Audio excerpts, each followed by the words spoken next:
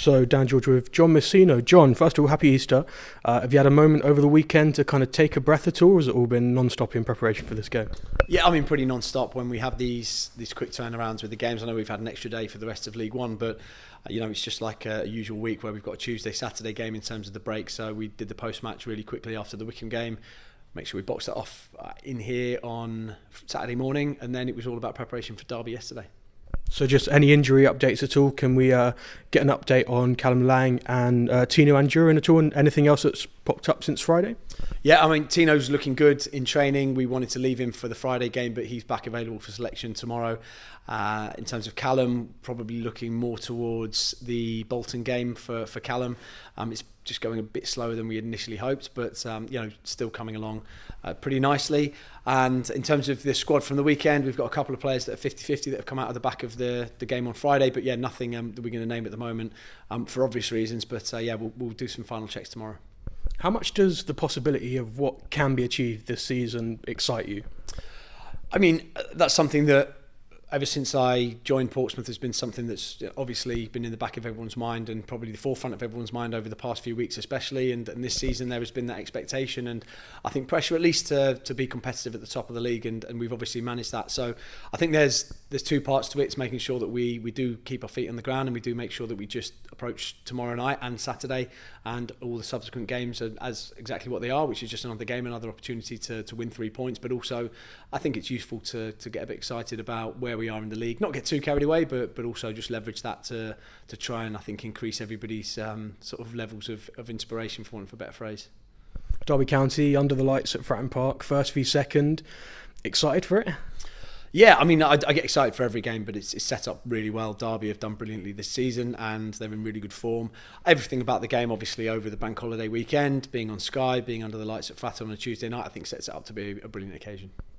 Sure. And what kind of message are you sharing with your players in these final games, like from a mental perspective, to make sure they stay on track and, focused, and you can achieve your goals and win as many games in these final matches between now and the end of the season? Yeah, nothing from me, to be honest, because I think I've got a fantastic group that keep themselves really well grounded, but also they recognise the gravity of the situation. They recognise the enormity of the opportunity that's in front of them as well. So I've got no issues there. I think when I come into the dressing rooms after the game, the lads have pretty much said everything that needs to be said. I've got some really good leaders in there, including our captain, who's just been fantastic all season. So there is very little I think I need to say. I just need to prepare the boys as we always have done for the games, and we've done that again today. Make sure that we do it properly. Make sure we recognise what Derby's strengths and weaknesses are, and just approach the game in the professional manner we have for most of the others. What's your assessment of Derby? What do you make of them this season? Well, they're a really good side. They're up there for a reason.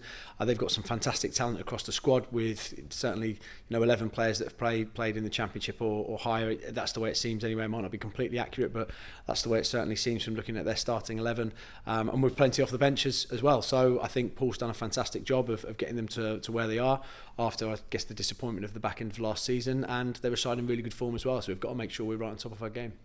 Abu Kamara is a player who's having an incredible season for your side. How much of a joy is he to coach?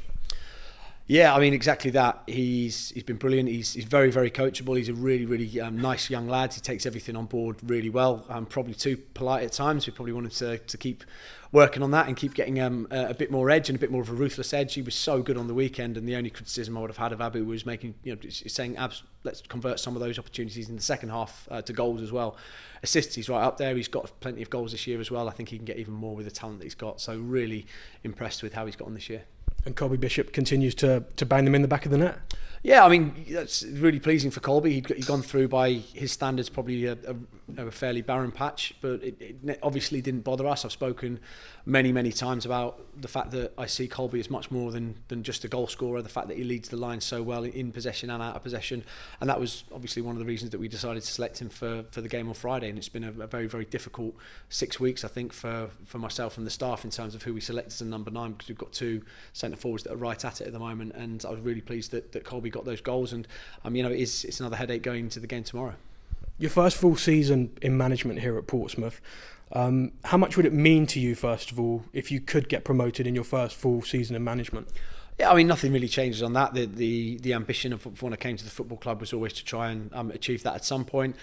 I think we're probably slightly ahead of schedule this season, but whilst I think everybody is starting to probably think about it, my focus just has to be on the next game. And I think if I lose focus and start thinking about anything else, then it becomes a bit dangerous. So I just want to keep everybody laser focused in on Derby.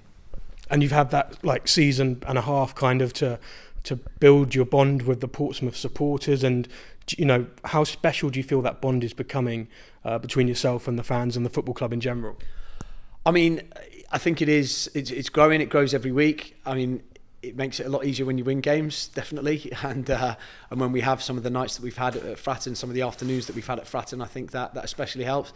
And to be honest, I know this is covering every game, but some of the away games where you do have those with 3,000, 4,000 away fans, and when you can produce something away from home when you've got people travelling up and down the country spending a huge amount of money, I think that's special as well. That increases the bond, and it's been brilliant. I've had a huge amount of support since I walked in the door, ever since that the first game against Exeter, when quite rightly I thought there were probably a few eyebrows raised at my appointment, and it was never lost on us. We wanted to always sort of deal with that head on and recognise the fact that it was a left field appointment, and the only thing we could really try and do is win as many games as possible. And yeah, the biggest thing for me is to try and reward the long suffering fans who have just been exiled from the league or the league above for so long. It'd be a brilliant reward, I think. Best luck tomorrow. Thank you very much.